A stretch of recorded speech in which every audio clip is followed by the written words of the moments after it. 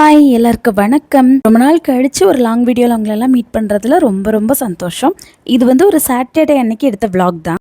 அவுட்டிங்னு எல்லாமே சேர்ந்து இருக்க போகுது. இந்த நாள் நைட்டு மில்லட் ரைஸ்க்கு தான் ஊற வச்சிருந்தேன். பொங்காதுங்கிற நம்பிக்கையில் இந்த குட்டி பாத்திரத்திலேயே வச்சுட்டு போயிட்டேன். நான் நைட்டு லேட்டாகி தான் அரைச்சிருந்தேன். ஸோ பொங்கி வராதுன்ற நம்பிக்கையில் வச்சுட்டு போயிட்டேன். எதுக்கும் இருக்கட்டும் அடியில் ஒரு பிளேட்டுமே வச்சுட்டு போயிருந்தேன். காலையில் வந்து கிச்சனை பார்த்தா அப்படியே ஃபுல்லாக பொங்கிருச்சு. நல்ல வேலையை கீழே சிந்தல பிளேட் இருந்ததுனால அப்படியே மாவு எல்லாத்தையும் நல்லா கலந்து எடுத்து வச்சுட்டு இப்போத்துக்கு தேவையான மாவை மட்டும் ஒரு பாத்திரத்தில் எடுத்து வச்சுட்டேன். பேலன்ஸ் எல்லாம் இன்னொரு பாத்திரத்தில் எடுத்து வச்சுட்டேன். நைட்டுக்கு யூஸ் பண்ணிக்கலாம்னு சொல்லிட்டு எடுத்து வச்சாச்சு. இந்த மாவுக்கு வந்து மில்லட்ஸ் மட்டும் அரைச்சி வச்சுருந்தேன். ராகி, வெள்ளைச்சோளம், வரகு இதெல்லாம் ஒவ்வொரு கப் எடுத்துட்டேன்.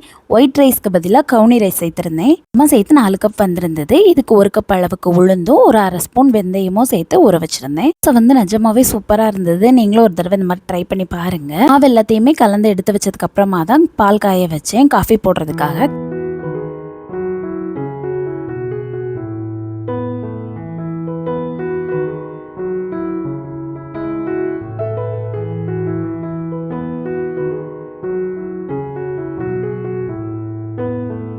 போட்டு குடிச்சிட்டு கையோட பிரேக்ஃபாஸ்ட் பண்ண ஆரம்பிச்சாச்சு. இன்னைக்கு வந்து நான் ஒரு முக்கியமான இடத்துக்கு போக போறேன். அதனாலையும் கொஞ்சம் சீக்கிரமாவே பிரேக்ஃபாஸ்ட் வேலையெல்லாம் ஆரம்பிச்சிட்டேன். நானுமே ரொம்ப நாளாக போகணும்னு நினைச்சிட்டு இருந்த ஒரு பிளேஸ் இது. கிட்டத்தட்ட பெங்களூர் வந்ததுல இருந்தே போகணும்னு வந்து யோசிச்சுட்டு இருந்தேன். இப்பதான் வந்து அதுக்கு டைம் கிடைச்சிருந்தது. இன்னைக்கு ஆனியன் சட்னி தான் ரெடி பண்ண போறேன். மில்லட் தோசையெல்லாம் செய்யறப்போ இந்த சட்னி வச்சு சாப்பிட்டீங்கன்னா டேஸ்ட் சூப்பரா இருக்கும். நம்மள இட்லிக்குமே டேஸ்ட் அவ்வளோ சூப்பரா இருக்கும். அதுவும் இந்த மில்லட் தோசைக்கெல்லாம் தோசை வந்து கொஞ்சம் மைல்டா இருக்க மாதிரி இருக்குமா, இந்த சட்னி வச்சு சாப்பிட்டு பாருங்க, அவ்வளோ அட்டகாசமா இருக்கும். பரப்பா வேலை பார்க்குறேன்ற பேர்ல ஒரு கிளாஸை போட்டு உடச்சாச்சு. கிச்சன்ல ஆல்மோஸ்ட் ஆன ஐட்டம்ஸ் கிளாஸ்ல தான் வச்சிருக்கேன். பார்த்து தான் யூஸ் பண்ணுவேன். கிச்சன்ல நிக்கிறப்போ கொஞ்சம் பொறுமையா தான் ஹேண்டில் பண்ணிட்டே இருப்பேன். பிரேக்ஃபாஸ்ட்டை சீக்கிரம் முடிச்சுட்டு சீக்கிரம் கிளம்பணுங்கிற அவசரத்துல ஆயில் பாட்டில் எடுக்கிறப்போ இந்த கிளாஸ் டம்ளர் வந்து கீழே விழுந்து உடஞ்சிருச்சு. சரி என்ன பண்ணுறது, பார்த்துட்டே இருந்தால் வேலைக்காகாதுன்னு சொல்லிட்டு கையோடு அதை எல்லாத்தையும் டிஸ்போஸ் பண்ணிவிட்டு ஃபுல்லாக ஒரு வாட்டி வெட் கிளாத் வச்சு தொடச்சி எடுத்தாச்சு. அந்த இடத்த ஃபுல்லாக க்ளீன் பண்ணி விட்டுட்டு அதுக்கப்புறமா தான் சட்னி செய்ய ஸ்டார்ட் பண்ணேன். இதுக்கு ஒரு பேனில் ஆயில் சேர்த்துட்டு ஸ்பூன் கடலைப்பருப்பு, ஒரு 5-6 பல் பூண்டு, காரத்துக்கு ஏற்ற மாதிரி வரமிளகாய், நான் வந்து ஒரு 3 நார்மல் சில்லியும் ஒரு காஷ்மீரி சில்லியும் ஆட் பண்ணியிருக்கேன். அப்போ கலர் வந்து நல்லா கிடைக்கும்னு. அப்புறம் ஒரு 4 பெரிய வெங்காயத்தை கட் பண்ணி வச்சுருந்தேன். அதையும் சேர்த்து நல்லா வதக்கிக்கோங்க. இப்போ இது கூடவே ஒரு கொத்து கருவேப்பிலையும் ஒரு சின்ன துண்டு புளியும் ஆட் பண்ணிவிட்டு நல்லா வதக்கியிருக்கேன். வெங்காயம் வதங்கும் போதே கல்லுப்புமே ஆட் பண்ணிக்கிட்டேன். அப்போ வெங்காயம் சீக்கிரமாக வதங்கிடும்னு. இன்னைக்கு வந்து ஒரு 4 ஸ்பூன் தேங்காயும் சேர்த்து வந்து அரைச்சிருந்தேன். தேங்காய் சேர்க்காமலும் அரைக்கலாம், அது ஒரு டேஸ்ட்டாக இருக்கும். இந்த மாதிரி தேங்காய் சேர்த்து அரைக்கிறப்போ அது ஒரு டிஃப்ரெண்ட் டேஸ்ட்டாக இருக்கும். வந்து இன்றைக்கி குவான்டிட்டி கொஞ்சம் எக்ஸ்ட்ரா கிடைக்கணுன்றதுக்காக தான் தேங்காய் வந்து சேர்த்துருந்தேன். சட்னிக்கு வதக்கி வச்சுட்டு அது ஆறுற கேப்புக்குள்ளே நானுமே போய் ரெஃப்ரெஷ் பண்ணிட்டு வந்துட்டேன். அதுக்குள்ளேயுமே இது நல்லாவே ஆறி இருந்தது. அதை அப்படியே ஒரு மிக்சர் ஜாருக்கு மாற்றிட்டு சட்னியை அரைச்சி எடுத்துட்டேன்.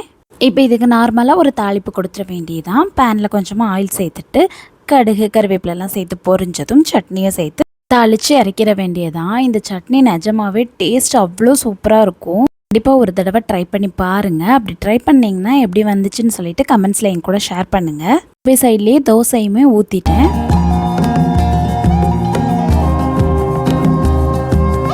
பிரேக்ஃபாஸ்ட் எல்லாம் முடிஞ்சதும் எல்லாரும் ரெடி ஆகிட்டு கிளம்பியாச்சு. இன்னைக்கு மெட்ரோவில் தான் போக போகிறோமா, அதனால வீட்டில இருந்து ஆட்டோ போட்டுட்டோம். ஆட்டோவில் போயிட்டு அங்கேருந்து மெட்ரோவில் போயிடலான்னு.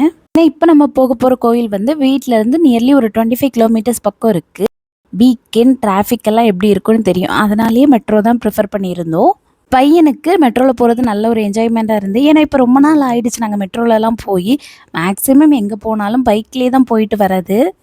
அதனால அவனுக்கு வந்து இதில் போகிறது வந்து ரொம்ப என்ஜாய் பண்ணி தான் வந்தான். மேக்ஸிமம் இப்போலாம் பார்த்தீங்கன்னா வீக்கெண்டில் வெளியே போகிறத விட வீட்டில் ரெஸ்ட் எடுக்கணுன்ற மாதிரி தான் தோணுது. ஏன்னா வீக் டேஸ் ஃபுல்லாகவே ரொட்டீன்லேயே போயிடுது. சண்டேயுமே நமக்கு குக்கிங், கிளீனிங், மீல் ப்ரிப் இந்த மாதிரி வேலையெல்லாம் இருக்கும். சாட்டர்டே மட்டும்தான் ரிலாக்ஸ்டாக உட்காந்து டைம் ஸ்பெண்ட் பண்ண முடியும். அன்னைக்கு எங்கேயாவது வெளியே போயிட்டோம் அப்படின்னா அந்த டேயே அப்படியே ஓடிடும். இதுவும் இல்லாமல் ஒரு மாதிரி டயர்டாக வேற ஆயிடுது. பையனுக்காக பக்கத்தில் எங்கேயாவது போவோம். ஆனால் இப்போ அத்தையுமே ஊர்லேருந்து வந்திருக்காங்களா, அவங்களுக்கு வீட்லேயே இருக்கிறது கொஞ்சம் போர் அடிக்கும்னு சொல்லிட்டு இந்த வீக் அப்படியே ஜாலியாக கிளம்பியாச்சு.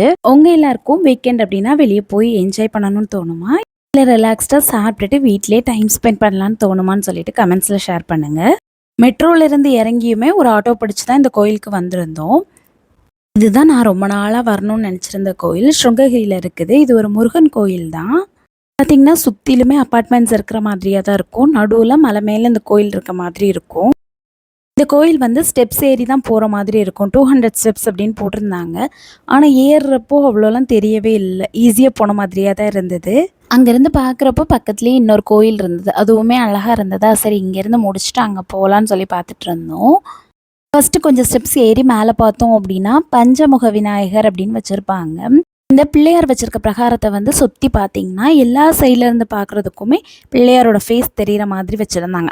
பிள்ளையார் பார்த்து முடிச்சுட்டு சைட்லேயே கொஞ்சம் ஸ்டெப்ஸ் ஏறி போனோம் அப்படின்னா சிவன். அது வந்து அழகாக அந்த புத்து ஷேப்பில் உள்ள குகை மாதிரி கட்டி வச்சுருந்தாங்க.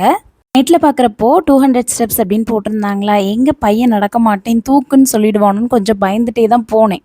போகும்போதும் சரி வரும்போதும் சரி தூக்குன்னெலாம் சொல்லி அடம் பிடிக்கவோ எதுவுமே இல்லை. அவன் ஜாலியாக என்ஜாய் பண்ணான். சிவன் வச்சிருந்த பிளேஸில் வந்து வீடியோஸ்க்கெல்லாம் அலோடு இல்லைன்னு சொன்னாங்க. அதனால் அங்கே எதுவும் எடுக்கலை. உள்ளே வந்து ஸ்படிகலிங்கம் அப்படின்னு வச்சுருந்தாங்க. ரொம்ப அழகாக இருந்தது. அப்படியே ரிலாக்ஸ்டாக ரொம்ப அமைதியாக இருந்தது. அப்படியே கொஞ்சம் மேலே ஏறி போனோன்னா ஒரு பெரிய சூலாயுதம் இருந்தது. இந்த கோயிலோட ஹைலைட்டே இந்த 6 ஃபேஸஸ் இருக்கிறது தான். பார்க்கவே ரொம்ப அழகாக இருந்தது. கோயிலே ரொம்ப அமைதியாக ஒரு மாதிரி ஒரு பீஸ்ஃபுல்லாக ரிலாக்ஸ்டாக தான் இருந்தது. எங்களுக்கு அந்த டேயே ரொம்ப நல்லா போச்சு. சுற்றியும் அந்த வியூ பார்க்குறதுக்குமே அவ்வளோ சூப்பராக இருந்தது.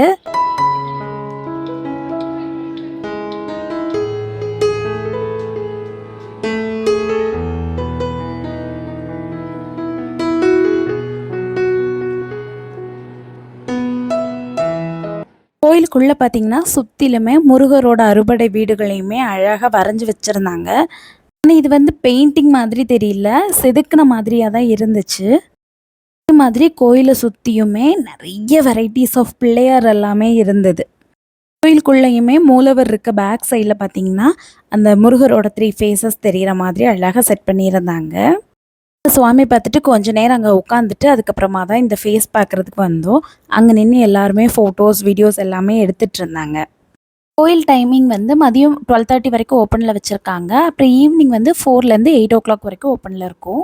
பெங்களூர்லேருந்து இந்த கோயிலுக்கு விசிட் பண்ணியிருக்கீங்களான்னு சொல்லுங்கள். அப்படி இல்லைன்னா கண்டிப்பாக ஒரு டைம் போய் பாருங்கள்.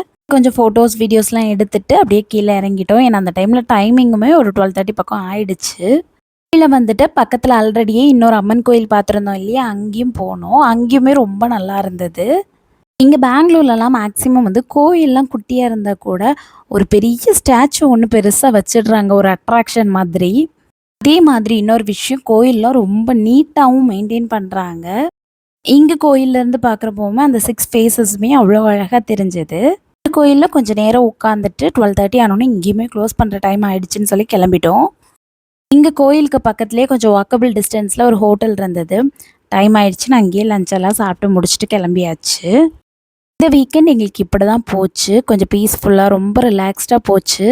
எனக்குமே ஒரு ரெகுலர் ரொட்டீன்லேருந்து கொஞ்சம் பிரேக் எடுத்த மாதிரியாக இருந்தது. இந்த வீடியோவோட எண்டுக்கு வந்துட்டோம். உங்களுக்கு இந்த வீடியோ பிடிச்சிருந்ததுன்னா மறக்காமல் சேனலை சப்ஸ்கிரைப் பண்ணி சப்போர்ட் பண்ணுங்கள். உங்களோட ஃபீட்பேக்ஸையுமே கமெண்ட்ஸில் என் கூட ஷேர் பண்ணிக்கோங்க. தேங்க்ஸ் ஃபார் வாட்சிங்.